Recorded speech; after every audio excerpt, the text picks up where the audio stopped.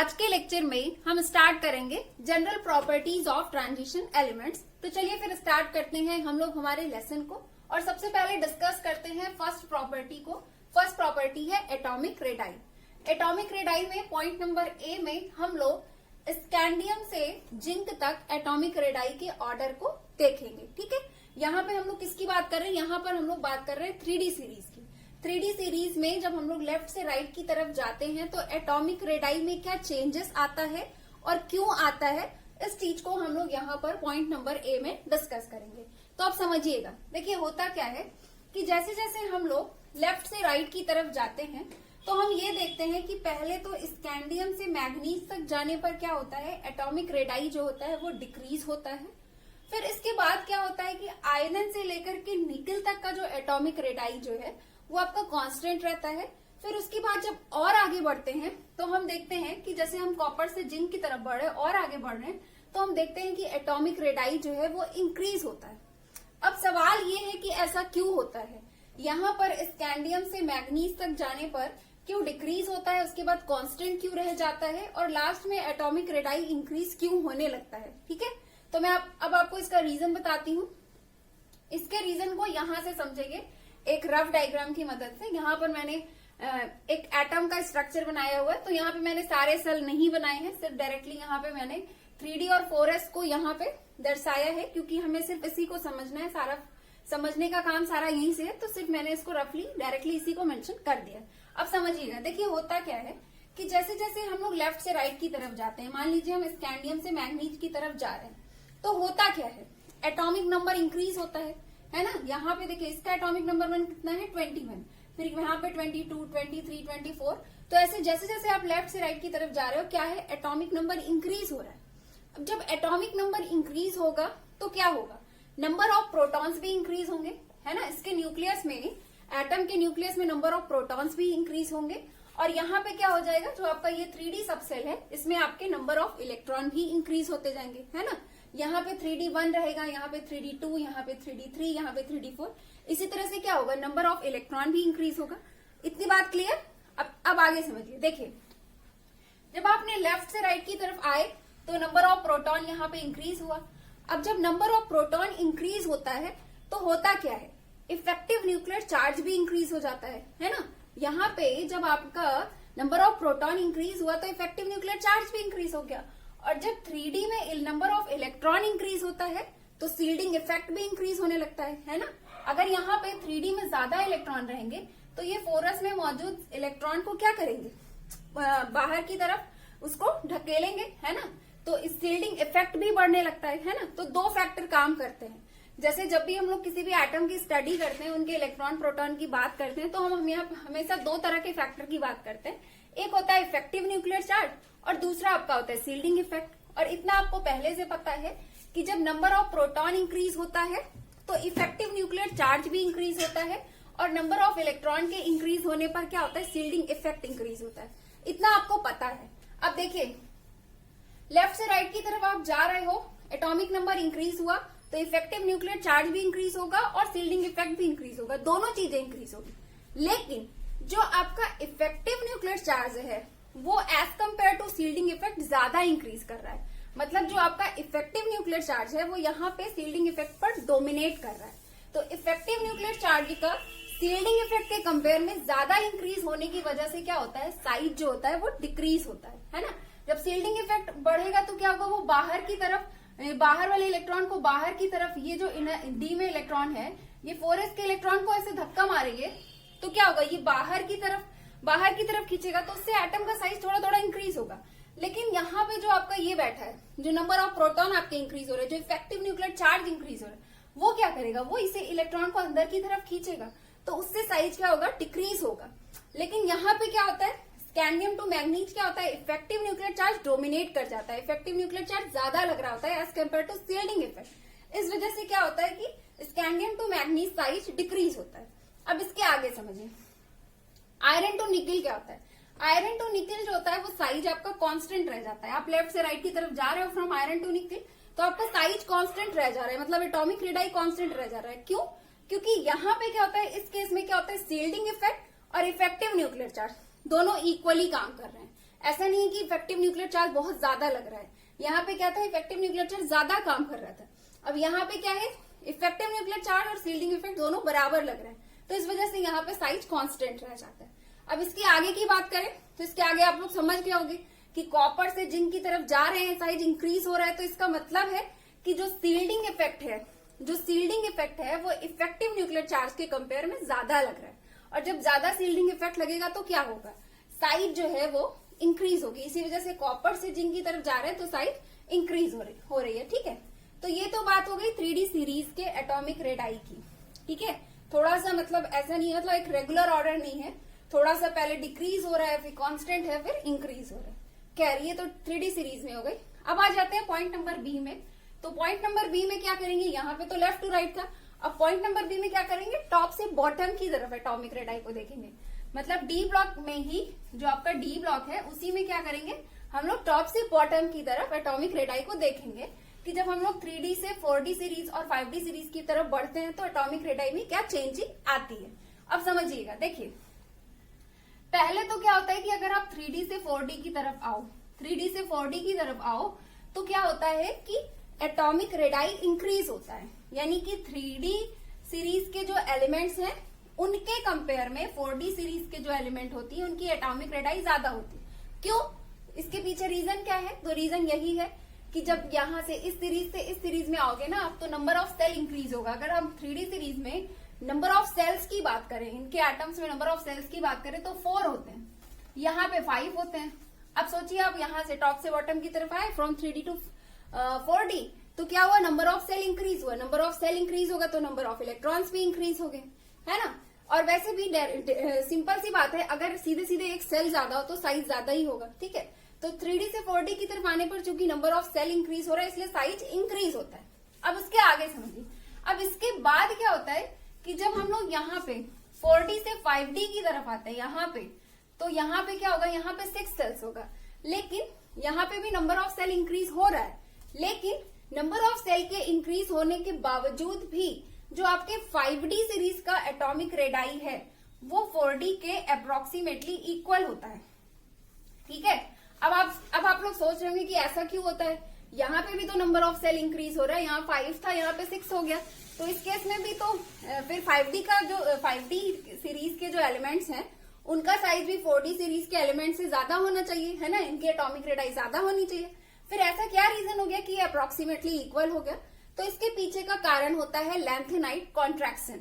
इस सीरीज के जो एलिमेंट्स होते हैं इनमें एक फैक्टर काम करने लगता है, वो होता है लैंथेनाइट कॉन्ट्रैक्शन।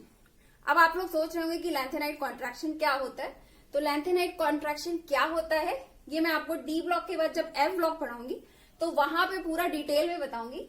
यहाँ के लिए फिलहाल इस टर्म को याद रखिए कि लैंथेनाइट कॉन्ट्रैक्शन की वजह से 4D सीरीज के एलिमेंट्स की एटॉमिक रेडाई यानी कि उसका साइज 5D सीरीज के एलिमेंट्स के एटॉमिक रेडाई के अप्रोक्सीमेटली इक्वल होता है।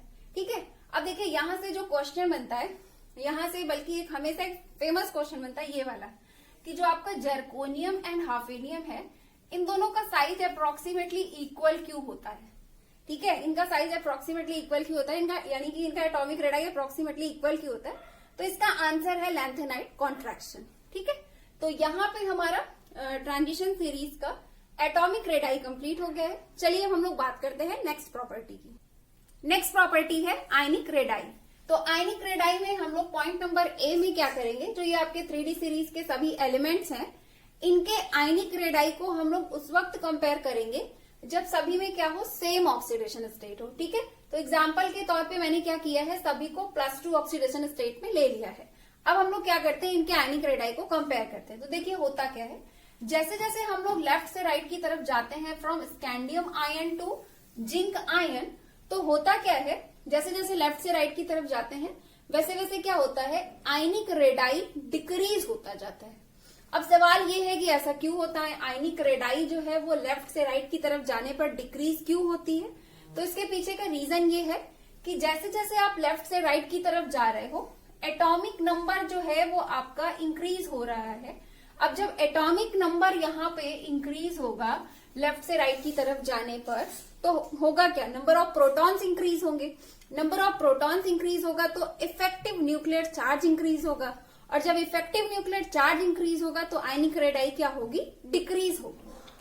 ठीक है, तो अभी कुछ बच्चे ये सोच रहे होंगे कि यहाँ पर जो भी मैंने आयनिक रेडाई को बताया कि लेफ्ट से राइट के जाने पर आयनिक रेडाई डिक्रीज हो रही है क्योंकि इफेक्टिव न्यूक्लियर चार्ज इंक्रीज हो रहा है, तो यहाँ पे आप लोग सोच रहे होंगे कि यहाँ पे मैंने सिर्फ इफेक्टिव न्यूक्लियर चार्ज की बात क्यों की, यहाँ पे मैंने सील्डिंग इफेक्ट की बात क्यों नहीं की, है ना। जैसे कि इसके पहले जब हम लोग एटॉमिक रेडाई पढ़ रहे थे तो वहां पे हम लोग दोनों ही फैक्टर देख रहे थे, आयनिक रेडाई की बात भी कर रहे थे और सील्डिंग इफेक्ट की भी बात कर रहे थे। तो यहाँ पे सिर्फ इफेक्टिव न्यूक्लियर चार्ज की बात क्यों, क्योंकि देखिए यहाँ पे हम क्या कर रहे हैं, यहाँ पे हम आयनिक रेडाई कंपेयर कर रहे हैं। आयनिक रेडाई का क्या मतलब है, आयनिक रेडाई का ये मतलब है कि हम उस वक्त रेडाई को कंपेयर कर रहे हैं जब आपका ये क्या बना चुका है, आयन बना चुका है, इलेक्ट्रॉन को लूज कर चुका है ना। यहाँ पे देखिए ये किस फॉर्म में, केटायंस की फॉर्म में, इसने इलेक्ट्रॉन को लूज कर दिया, तो उस वक्त हम कंपेयर कर रहे हैं। अब देखिए जब इसने आयन बना लिया, इलेक्ट्रॉन को लूज कर दिया, तो इलेक्ट्रॉन के कम हो जाने की वजह से तो सील्डिंग इफेक्ट इसका वैसे ही कम हो जाएगा, है ना। अब जब सील्डिंग इफेक्ट वैसे ही कम हो जा रहा है तो इफेक्टिव फैक्टर क्या है, मतलब सील्डिंग इफेक्ट और इफेक्टिव न्यूक्लियर चार्ज में कौन ज्यादा लग रहा है, इफेक्टिव न्यूक्लियर चार्ज ज्यादा लग रहा है ना। तो इस वजह से यहाँ पे जो हम एक्सप्लेनेशन दे रहे हैं, यानी कि जो आयनिक रेडाई को हम कंपेयर कर रहे हैं, किसके बेसिस पे कर रहे हैं, अपना इफेक्टिव न्यूक्लियर चार्ज के बेसिस पे कर रहे हैं। ठीक है, तो इसीलिए मैंने यहाँ पे सील्डिंग इफेक्ट को डिस्कस नहीं किया है। तो अभी आप क्या बोल सकते हो सिंपली आयनिक रेडाई के बारे में, यही कि लेफ्ट से राइट की तरफ जाते हैं तो आयनिक रेडाई 3D सीरीज के एलिमेंट्स का डिक्रीज हो जाता है क्योंकि इफेक्टिव न्यूक्लियर चार्ज इंक्रीज होता है, सिंपल। देखिए अब यहाँ पे एक क्वेश्चन है कि टाइटेनियम 2+ आयन और कॉपर 2+ आयन में किसका आयनिक रेडाइज जो है वो ज्यादा है और क्यों। तो सिंपल सा आंसर है, आपको पता है कि टाइटेनियम का ज्यादा है ना। ये देखिए आपका लेफ्ट में है और आपका कॉपर क्या है, राइट में है। ठीक है, तो आप सिंपली बोलेंगे टाइटेनियम का ज्यादा है, क्यों, क्योंकि देखिए इसका क्या है 22 है और इसका क्या है एटॉमिक नंबर 29 है। तो सिंपल सी चीज है, यहाँ पे एटॉमिक नंबर ज्यादा है 29 है, नंबर ऑफ प्रोटॉन्स ज्यादा होंगे, फिर इफेक्टिव न्यूक्लियर चार्ज ज्यादा होगा, इफेक्टिव न्यूक्लियर चार्ज ज्यादा होगा तो आयनिक रेडाई क्या होगा, कम होगा। ठीक है, तो इन दोनों के अगर हम आयनिक रेडाई को कंपेयर करें तो किसका ज्यादा है, टाइटेनियम 2+ आयन का। ठीक है, चलिए अब आ जाते हैं सेकंड केस में, यानी कि पॉइंट नंबर बी में।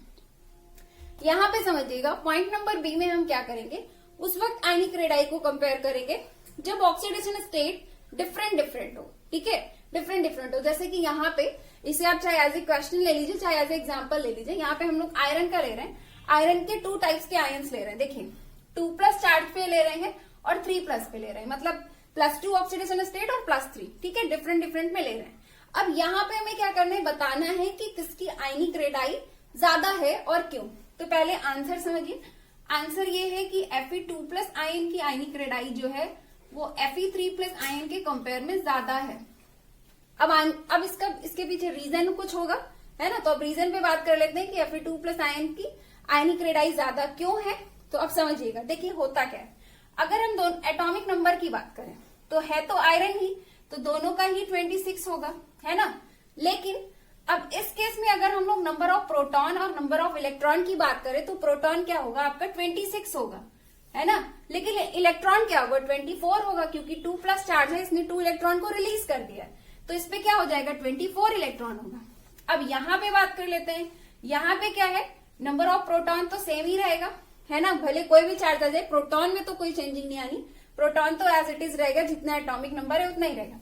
लेकिन इलेक्ट्रॉन क्या है, यहाँ पे इसने 3+ चार्ज है, तो इसने 3 इलेक्ट्रॉन को लूज किया है, तो इसका क्या हो जाएगा नंबर ऑफ इलेक्ट्रॉन 23। तो देखिए यहाँ पे और यहाँ पे देखिए कंपेयर करिए, यहाँ पे क्या है, यहाँ पे number of proton 26, number of electron 24, और यहाँ पे क्या है प्रोटॉन 26, इलेक्ट्रॉन 23। तो अगर हम दोनों को कंपेयर करें तो यहाँ पे नंबर ऑफ प्रोटॉन और नंबर ऑफ इलेक्ट्रॉन का डिफरेंस ज्यादा है ना। यहाँ पे नंबर ऑफ इलेक्ट्रॉन के कंपेयर में नंबर ऑफ प्रोटॉन ज्यादा पड़ रहा है, इसके कंपेयर में यहाँ पे ज्यादा है। अब जब यहाँ पे नंबर ऑफ प्रोटॉन ज्यादा है तो क्या होगा, यहाँ पे इफेक्टिव न्यूक्लियर चार्ज ज्यादा होगा। इफेक्टिव न्यूक्लियर चार्ज ज्यादा होगा तो आयनिक रेडाई क्या होगी, कम होगी, है ना। तो यहाँ पे क्या हो गया, इसकी आयनिक रेडाई जो है Fe3+ आयन की कम है। क्यों, क्योंकि इसके केस में इफेक्टिव न्यूक्लियर चार्ज ज्यादा है। ठीक है, तो देखिए यहाँ पे हमारा आयनिक रेडाई भी कंप्लीट हो गया है।